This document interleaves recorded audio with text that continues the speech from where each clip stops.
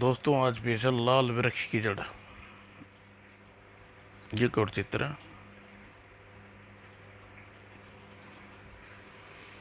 बहुत समय पहले चंदनपुरी के राजा चंदन देव राजकुमार अभय सिंह के राजा की इकलौती संतान था। किंतु बुरी संगत के कारण चापलूसों के बीच रहकर क्रूर घमंडी स्वभाव का बन चुका था। राजा चंद्रदेव इस बात से बिल्कुल अनजान प्रजा की उन्नति एवं भलाई के कामों में लगे रहते थे। और एक एक साल बड़े भयानक अकाल को देखते हुए हमें अपना सारा लगान माफ कर दिया। राजा चंद्रदेव जिंदाबाद।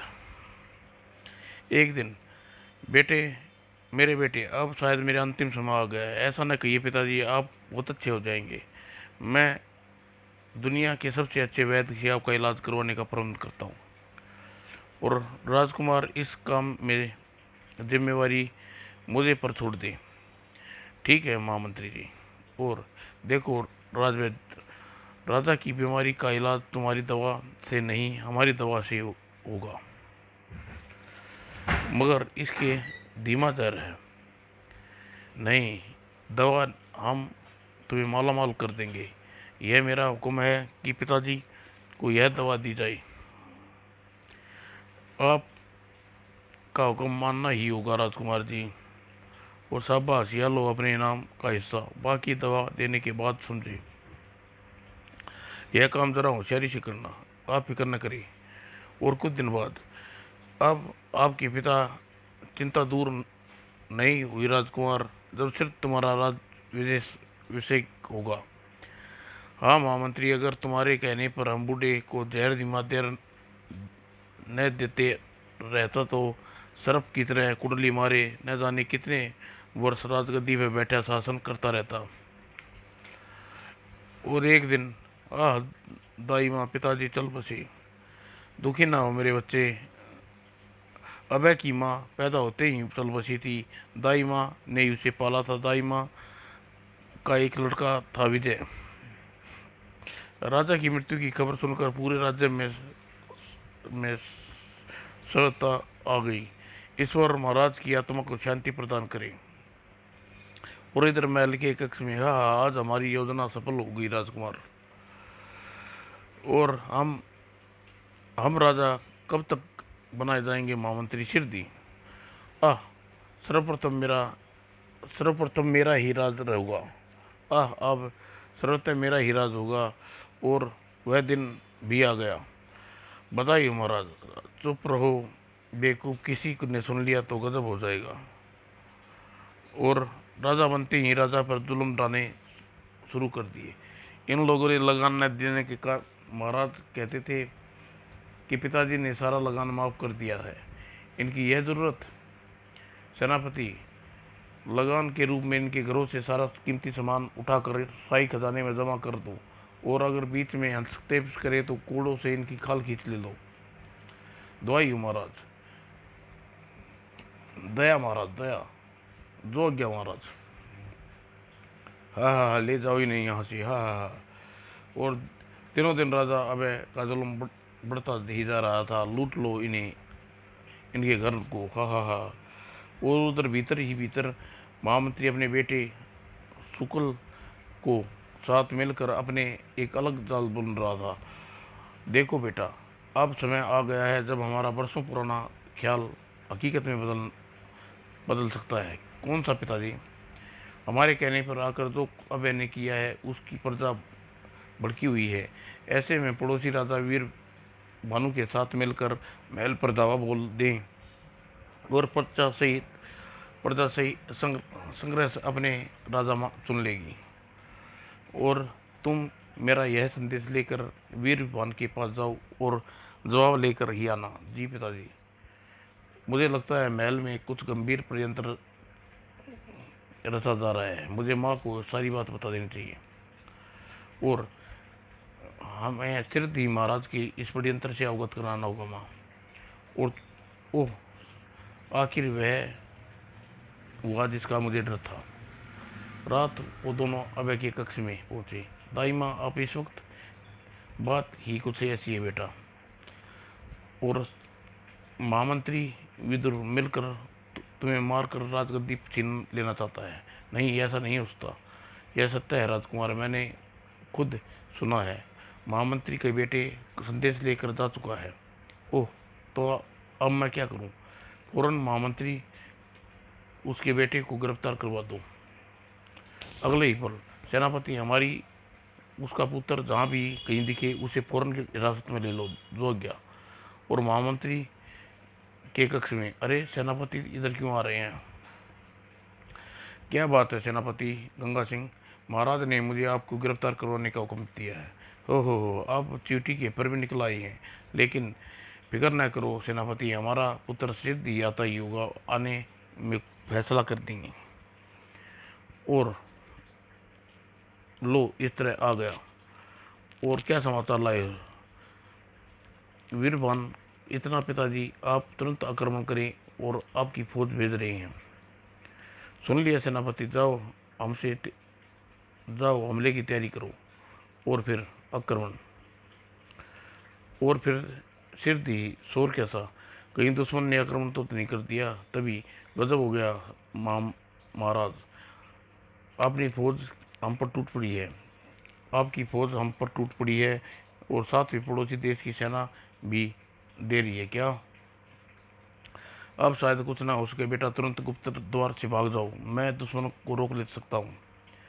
नहीं, मैं गद्दी पाने के लिए मैंने अपने पिताजी को धीमा जहर देकर मार डाला, उसे छोड़कर मैं नहीं जाऊंगा। तो क्या तुम कभी सोचा है, जिसने अपनी जान से ज़्यादा बढ़कर चाहा वह अपने पिता का कातिल होगा? मैं पागल हो गया था दाई माँ, मुझे ये महामंत्री ने भड़काया था। किंतु अब पछताने से क्या होगा लाभ? ये लोग तुम्हें देखते ही मार डालेंगे। अगर तुम अपना खोया हुआ राज्य वापस चाहते हो तो भाग जाओ। अबे, तुम्हें मेरी कसम दाई माँ। और दुश्मन इसी तरफ आ रहा है राजकुमार, भागो, मैं उनका रास्ता रोकता हूँ। तुम भी भाग जाओ माँ। हे भगवान, अब मेरे बच्चे, पकड़ लो इस बुढ़िया को। बता बुढ़िया कहाँ है? अबे, मुझे नहीं मालूम। यह बुढ़िया ऐसे नहीं मानेगी, महामंत्री के पास ले चलो। और ओ दाई माँ, कभी ने भगवान मुझे कभी माफ नहीं करेगा। और महाराज, अबे हमारे हाथों बच्चा निकला, वह मुझे लगता है उसका ठिकाना ये बुढ़िया जानती है। क्यों दाई माँ, अबे कहाँ छुपा रखा है? नहीं जानती? अगर जानती होती भी तुझे नीच पापी को कभी ना बताती। खामोश बुढ़िया, काल कोठरी में डाल दो। और सेनापति अबे की तलाश करो, आकाश पाताल एक कर दो। उसे जिंदा रहना भविष्य हमारे लिए घातक हो सकता है। मैं पूरी कोशिश करता हूँ महाराज। उधर राजकुमार अबे, मुझे जल्दी अपने राज्य की सीमा से बाहर निकल जाना चाहिए। और तभी ओह, भूख और प्यास के कारण मेरा सिर चकरा रहा है। ओह, मुझ पर बेहोशी छा रही है। और अबे बेहोश हो गया और घोड़ा कहीं नहीं रुका। और जब उसे होश आया तो खुद को एक विशाल कमरे में आलीशान पाया। ओ, यह मैं कहाँ पहुँच गया? कहीं मैं अपने दुश्मनों की कैद में तो नहीं हूँ? और पता नहीं मेरा घोड़ा क्या हाल होगा। वो बड़ा पापी हूँ, काश दुष्ट महामंत्री की बातों में न आता, किंतु अब उससे बदला अवश्य लूंगा। कोई दरवाज़ा खोल रहा है, कौन हो सकता है? दोस्त या दुश्मन? डरो नहीं युवक, मेरा इरादा तुम्हें नुकसान पहुंचाने का नहीं है। कौन हो तुम? यह बताने का समय नहीं है राजकुमार। अगर मेरे माँ बाप मुझे यहाँ देख लिया तो मुझे जान से मार डालेंगे। वो तुम्हारे घोड़े को भी खा चुके हैं। ओह, मगर यह आवाज़, ओह, वही आवाज़ जिसका मुझे डर था। जल्दी यहाँ से भाग जाओ राजकुमार। ओह, उन्होंने हमें देख लिया है, तेज भागो राजकुमार। वह देखो एक झोपड़ी, तपस्वी तपस्या के लिए ऐसे स्थान चुनते हैं। अगर तुम वहाँ कोई तपस्वी हुआ तो हमें और तुम्हारे माता पिता से छुटकारा दिला सकता है। यह तो सचमुच तपस्वी है। उठो बच्चों, कौन हो तुम? आप अंतर्यामी हैं, हमारी मदद कीजिए बाबा। ओह, समझा, चिंता मत करो बच्चों, अभी ठीक हो सब ठीक हो जाता है। और मुनि ने की दुनिया में चुटकी और की राख उठाई और हवा में उछाल दी। जाओ उन दोस्तों को यहाँ से भगाओ। और उफ, यह कैसी मुसीबत है, भागो। तुम यहाँ सुरक्षित है मेरे बच्चे। तुम कौन हो और कौन हो बेटी? तुम्हें अपने माँ बाप की दुश्मनी क्यों बन गई? हाँ, यह मैं इनसे जानना चाहता हूँ कि इन्हें मेरी जान क्यों बचाई। इसके पीछे एक लंबी कहानी है राजकुमार, हम वह कहानी सुनना चाहते हैं। हाँ बेटी, मैं राक्षस पुत्री नहीं बल्कि राजा वीर भानु की बेटी सनेलाता हूँ। क्या क्या तुम उसी वीर भानु की पुत्री हो जिसने महामंत्री के साथ मिलकर मेरे राज्य पर हमला किया? यह मैं नहीं जानती। खैर, आगे बताओ। मैं सुंदर मैं सुंदर और अच्छी निशानेबाज थी, बाज थी। चाहती थी कि मुझे पति दुनिया में सर्वश्रेष्ठ निशानेबाज मिले। पिताजी, जब मैं यह मालूम हुआ तो उसने मेरे लिए एक स्वयंवर का आयोजन किया। और पिताजी ने घोषणा की, जो कोई पेड़ पर लटके चांदी के सिक्के में अंकित व्यक्ति की आंख में निशाना लगा देगा, वही मेरी पुत्री से विवाह होगा। परंतु प्रतियोगिता में केवल एक बदसूरत साधु ही सही निशाना लगा सका। लेकिन मैं यह सोचकर घबरा गई कि मुझे अपना सारा जीवन इस बदसूरत के साथ बिताना पड़ेगा। यह सोचकर मैंने वरमाला उसकी बजाय पास बैठे एक सुंदर राजकुमार के गले में डाल दी। यह देख महर्षि क्रोधित होकर मुझे श्राप दिया, तुझे अपने जिस रूप पर इतना घमंड है वह आज वह बदसूरत हो जाएगा। तू राक्षसनी लगने लगेगी। और नहीं राजकुमार, मुझे क्षमा कर दो। नहीं बेटे, मेरे गिड़गिड़ाने पर उन्होंने अपना श्राप तो वापस नहीं लिया, लेकिन उन्होंने छुटकारा का उपाय बता दिया। क्या उपाय था? उन्होंने मुझे बताया था कि इस पाप के कारण एक राक्षस परिवार में पलूंगी और फिर एक राक्षस आज राजकुमार की कैदी बनाएगा, और अगर मैं उस कैदी को से शादी के लिए तैयार कर लूं तो वह लाल वृक्ष की जल लाकर मुझे खिलाएगा और मैं ठीक हो सकती हूँ। बोलो राजकुमार, क्या तुम मेरे साथ विवाह करने के लिए तैयार हो? मैं सिर्फ तैयार ही हूँ, बल्कि मैं तुम्हें इस शराब से भी छुटकारा दिलाऊंगा। लेकिन लाल वृक्ष मिलेगा कहाँ, यह तो मैं भी नहीं जानती। ओह, मुझे उसका पता बताऊंगा। खतरनाक वनों के देश के ऊपर एक पर्वत पर जिस पर एक ऋषि रहते हैं, वह वृक्ष के बारे में बताएंगे। और यह माला अपने पास रखो, यह तुम्हें उन क्रूर तथा भयानक वनों की निगाहों में अदृश्य रखेगी। अच्छा, धन्यवाद बाबा। और इसके बाद मुनि की आज्ञा लेकर चल पड़ा। जब तक लाल जल न लेकर आऊं लौटूं, तुम यही रहना राजकुमारी। ईश्वर करे सफल करे। और काफी समय चलने के पश्चात शायद वनों का देश करीब आ पहुंचा हूं। मुझे अदृश्य वाली माला पहन लेनी चाहिए। और अरे, यही है खतरनाक बोने। इन सब की उदासी का कारण मालूम करना चाहिए। न जाने क्या महाराज की बीमारी ठीक होगी या नहीं। मुझे यह माला क्या मामला है। महाराज हंसते हंसते ही चले जाते हैं और रोते ही रोते, कैसी अजीब बीमारी है। और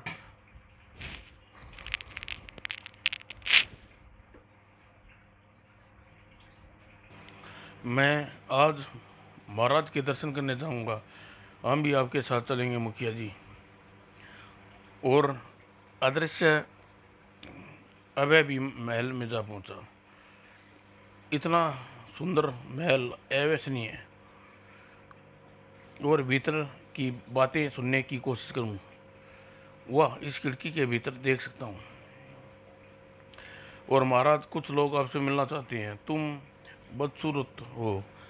मैं बदसूरत, दफा हो जाओ, मैं अकेला छोड़ दो। वाह, तू बेचारा मुखिया तथा अन्य लोग महाराज से मिला मिले ही लौट गई।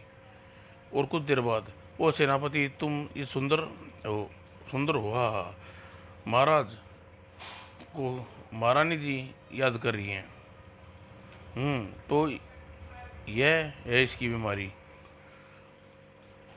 और तभी राजमहल के प्रधानमंत्री की सवारी वहां से गुजरी। जैसे ही महल के भीतर घुसने लगा, ए रुको, कौन है? मेरा नाम वह है। तुम्हारे महाराज की बीमारी चुटकियों बजाती ही दूर की जा सकती है। अगर ऐसा है तो तुम अपना दोस्त समझो और हमारे सामने आओ। यह लो। क्या सचमुच उसकी बीमारी दूर कर दोगे? अवश्य। राजा के बाहर लाकर देकर आओ। ठीक है। और महाराज को सूचना भिजवाइए। वे सेनापति के महल के बाहर निकले। और आईना देखिए महाराज। ओह, हम सुंदर हैं। हाँ हाँ, वास्तव में सुंदर हैं। जाओ सेनापति, आज से पूरे नगर में दिवाली बनाओ। आज दैत्य श्री के युवक का स्वागत करो। ओह महाराज, ठीक हो गए? पर यह कैसे हुआ? तुम्हारे राजा तुम्हारे राज्य में अधिकांश लोग बदसूरत हैं।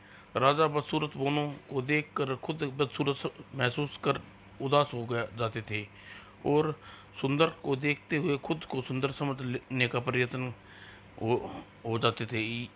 यही इलाज बीमारी और इलाज था आईना। और हम आपके अपनी शक्ल देख सकते हैं।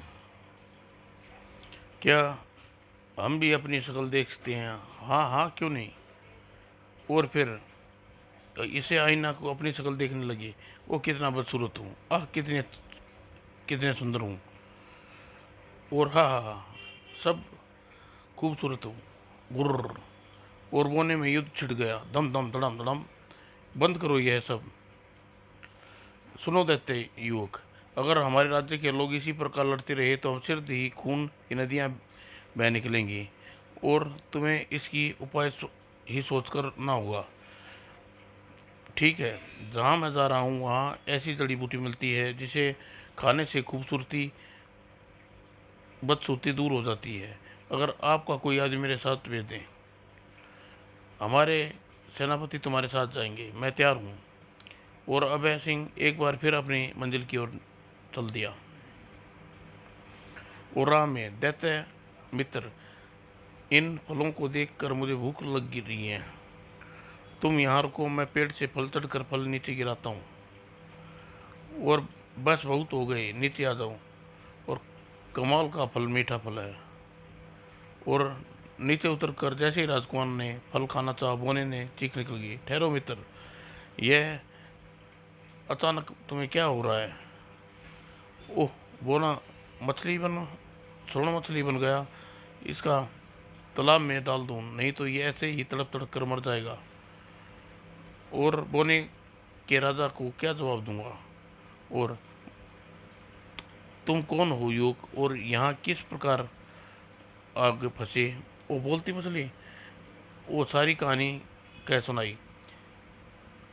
हम भी अलग अलग देशों के राजकुमार हैं, शिकार खेलने निकले थे, दूरत राक्षस के चक्कर में आप फंसे। यहाँ किसी वस्तु को ना खाए बिना जादू के कारण तुम्हारी हालत हमारे मित्र जैसी समान हो जाएगी। मगर उस राक्षस ने ऐसा किया क्यों? पूरे 2 महीने वह यज्ञ कर रहा है और आज से ठीक 2 दिन पश्चात उसका यज्ञ पूरा हो जाएगा। वह सब कोई बलि चढ़ा देगा, उसका देवता को प्रसन्न करना चाहता है, वर पा लेगा। और पर पर बचने का कोई रास्ता तो होगा। एक बार उस राक्षस ने हमें बताया था कि उस रहस्य को तुम जाहिर करते ही मर जाऊंगा। मगर तुम बहादुर हो। मैं तुम्हारे राक्षस को मैं रहस्य अवश्य बताऊंगा, चाहे फिर मेरे प्राण ही क्यों न चले जाएं। सुनो राजा अभय सिंह, अगर मेरे मरने के बाद मेरी लाश को उस दस्त के यह कुंड में डाल दी जाए तो उसके देवता रुष्ट होकर उसे जलाकर भस्म कर डालेंगे और मेरे साथियों पर जादू टूट जाएगा और अब विदा मिल जाए। और ईश्वर उसकी आत्मा को शांति प्रदान करे। और अब आप क्या सोच रहे हो देव मित्र, मित्र दैत्य, अब आप क्या क्या सोच रहे हैं दैत्य मित्र? वो तुम सोच रहा हूँ कि सिर दी उस दुष्ट का संहार करके तुम्हें इस कष्ट से मुक्ति दिलाऊं। अच्छा मित्र, मुझे इजाजत दो, ईश्वर ने चाहा तो जल्दी मुलाकात होगी। धुआं। और लुका लुका अलीबिला बुला बू। ओह, मुझे अब मुझे अपनी माला पहनकर मछली यज्ञ में डाल देनी चाहिए। और तभी मनुष्य मनुष्य मानव गंध, हा हा, क्या क्या, ढूंढो उस दुष्ट को, प्रलय आ जाएगी। ओह, यह तो वह आने वाली है। और तबाही, भागो, आ आ। ओह, देवता ने तबाही मचा दी, आ आ। ओ, वो राक्षस उस आग में जलकर खाक हो गया। शांति देव, शांति। हे देवता, वो पापी की सजा मिल चुकी है, अब आप शांत हो जाएं। तुम मान हो मानव, मैं नहीं, मैं नहीं, ये मान है। महान देवता की जय हो। अब चलकर अपने मित्र को खबर लूं। वो तालाब के किनारे, हमें तुम्हारे एहसानमंद रहेंगे मित्र। तो फिर, और मैं भी। और आप लोग अपने अपने देश लौट जाना चाहिए, हम तुम्हें कभी नहीं भूलेंगे। और उस पर्वत पर हमारे देश की सीमा समाप्त हो जाती है। फिर इधर वह पर्वत हमारी मंजिल है। और पर्वत पर वे ऋषि रहते हैं जिसे हमें लाल वृक्ष का पता बताएंगे। और झोपड़ी वही होंगे। प्रणाम महाराज। ओह, आओ, हम जानते हैं तुम यहाँ लाल वृक्ष का पता जानने आए हो। यहाँ से कुछ दूर पीले फूलों की घाटी पार करने तुम्हें एक लाल घाटी पहुँचोगे। वह वृक्ष तुम्हें वहीं मिलेगा। उस वृक्षों की रक्षा एक भयानक राक्षस करता है। उसके बतदा वह पीले फूल करामाती हैं और हृदय संध्या रोगों के लिए असंध्या रोगों के लिए पल भर में दूर कर देते हैं। और तुम चाहे तो उसे तोड़ सकते हो, किंतु किसी और रंग के फूल पर हाथ न लगाना, मतलब एक भयानक मुसीबत है। और तुम सब, अब तुम जाओ, मेरा आशीर्वाद तुम दोनों के साथ है। और घाटी में के बाद फूलों की घाटी में पहुंच गए। पीले फूल, नीले फूल, पीले फूल, नीले फूल। हाँ, लेकिन हमें केवल पीले फूल तोड़ना है। ओह ओह, मेरा हाथ बचाओ मुझे। नीला द्रव निकलकर बोने की चिपकता जा रहा था। क्या करूं? नीला भूत, भगवान, अब क्या होगा? तभी, सुनो, अबे, तुम्हारे पीछे कुछ दूर एक सरोवर है। एक फूल अभी ले जाकर अभी खिलाना, उसे पानी लाकर उस पर छिड़को। जो, धन्यवाद बाबा। और बाबा ने सही समय पर मदद की है। राजा ब्याह ने फूल पर जमा पानी बोने पर छिड़क दिया। और फिर के बाद तुम्हें मेरी जान बचाकर मुझे दोबारा एहसान किया है देते मित्र। नहीं नहीं, यह बात नहीं, मेरा कर्तव्य था। अब हमें अपनी मंजिल करीब है दोस्त। वह देखो लाल घाटी। मगर मुझे बहुत जोरों की प्यास लगी है, कंठ सूखा जा रहा है। देखो वह बुढ़िया को, आचार्य दिन बियाबान जंगल में, चलो शायद उसके पास पानी मिल जाए। तुम्हें पानी चाहिए? लो खून, यह तो तुरेल मालूम पड़ती है। पानी नहीं मिले पियोगे, खून प्यासे मर जाओगे। तू रक्त तू रक्त से हमारी प्यास बुझाना चाहती है? बता तू कौन है, वरना अभी तेरी गर्दन कलम कर दूंगा। मैं मायावी हूँ, मुझे कोई नहीं मार सकता, कोई नहीं छू सकता। हा हा। झोपड़ी में बुढ़िया और दोनों गाय झोपड़ी और बुढ़िया दोनों गायब हो गए। मगर फिर हाँ हाँ, यहाँ आने के बाद कोई वापस नहीं लौटता, तुम यह रक्त पीना ही होगा, मरने के तैयार हो जाओ बुढ़िया, मुझे कोई नहीं मार सकता। हाँ हाँ, फिर गायब जरूर यह तलाक बुढ़िया अदृश्य हो जाती है और मैं यह माला पहन का दृश्य रहकर अदृश्य बुढ़िया को देख सकूंगा। मेरा अनुमान ठीक निकला, वेरी बुढ़िया। अब मेरे हाथों से नहीं बचेगी। और राज राजकुमार तलवार लेकर उस पर झपटा। बुढ़िया ने जादू के बल पर एक त्रिशूल उछाल दिया और इस बार अभय ने उसे मौका नहीं दिया और अगले पल उसका एक हाथ काट दिया और खतरा भापती बुढ़िया ने बोने को पकड़ लिया और मटके में ठूसने लगी, बचाओ बचाओ बचाओ। और अगले ही पल अभय ने उस मायावी चुड़ैल की गर्दन धड़ से अलग कर दी। आह आह, जान बची। और बुढ़िया को खत्म होने के बाद दोनों अभी कुछ ही दूर आगे बढ़े थे। ओह, वह रहा सरोवर। अब थोड़ा चैन आया और उसने लाल घाटी में पहुंचा। जैसे ही उन्होंने वृक्ष की जड़ खोदना चाहा, हा हा हा, बहुत दिनों बाद मानव का मांस मिलेगा। ओह, लगता इस राक्षस को तो मैं भूल ही गया था। हाँ हाँ, मरने के लिए तैयार हो जा मूर्खों।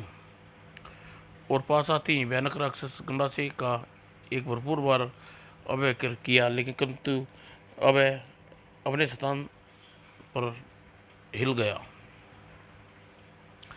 और अब अपना वार खाली जाते देख राक्षस क्रोध में भड़क उठा। आह चशाक। और अभय ने उसे संभलने का मौका नहीं दिया और एक वार में उसकी गर्दन धड़ से अलग कर दिया। और फिर उसे जड़ खोद कर बहुत सारी लाल जड़ें इकट्ठी कर ली। यह काफ़ी है, हमें लौट चलना चाहिए तुम्हारे देश की ओर, ठीक है। और फिर बोनों के देश में लौट आया। यह लो, खाकर तुम सब खूबसूरत हो जाओगे। वाह, इस देश में अब कोई बदसूरत नहीं रहेगा। अब मुझे भी इलाज अब मुझे भी इजाज़त दो, कोई मेरी राह देख रहा है वैसे। ओह, तुम लौट आए राजकुमार। हाँ, यह लो, तुम तुरंत खा लो। और जैसे ही राक्षस पुत्री ने लाल बूटी खाई, मैं अच्छी हो गई। और तभी क्या हुआ बाबा? बच्चों, अब ईश्वर के पास जाने का समय आ गया है। नहीं नहीं नहीं, मेरी बात ध्यानपूर्वक सुनो।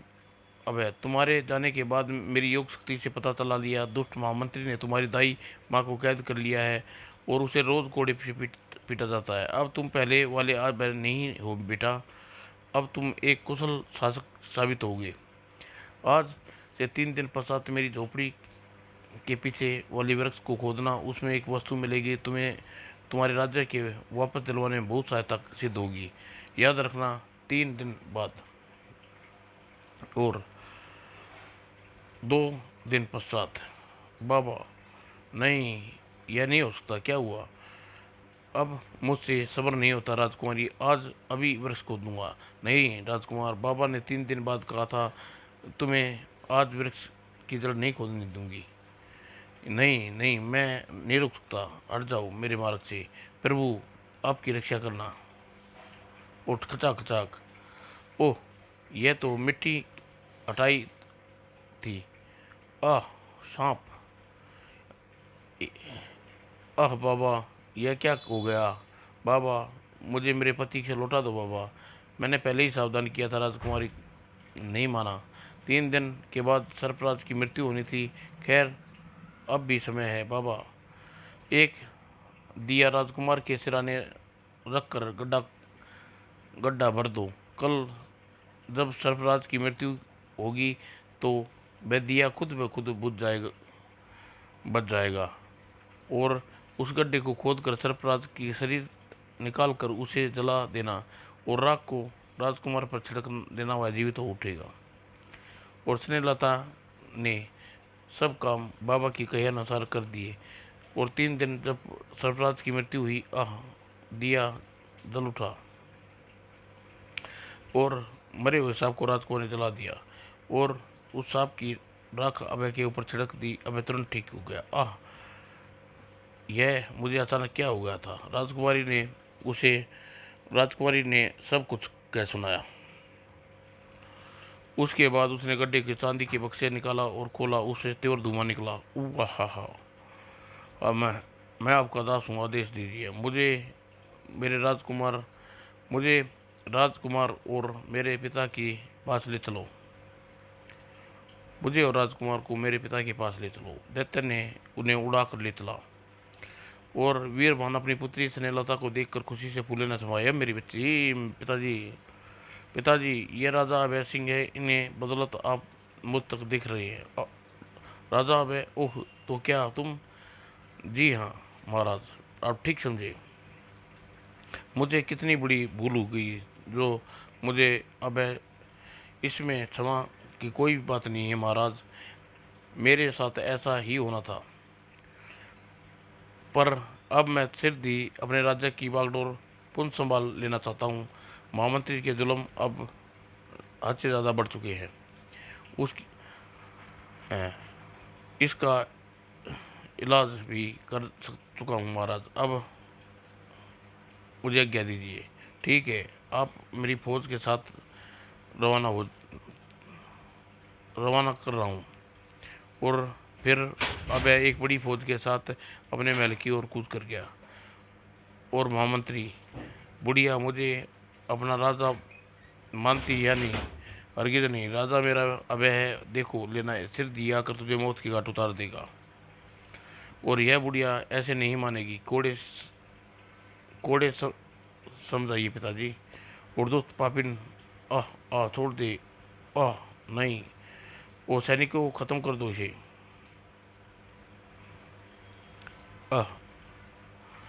दुष्ट पापी, छोड़ दे दाई माँ को। वो मेरा अभय, अभय सिंह, सैनिकों को खत्म कर दो इसे। और यह देव ने फूक से उड़ा दी और अभय ने तलवार चल पड़ी और अत्याचारियों का अंत हो गया।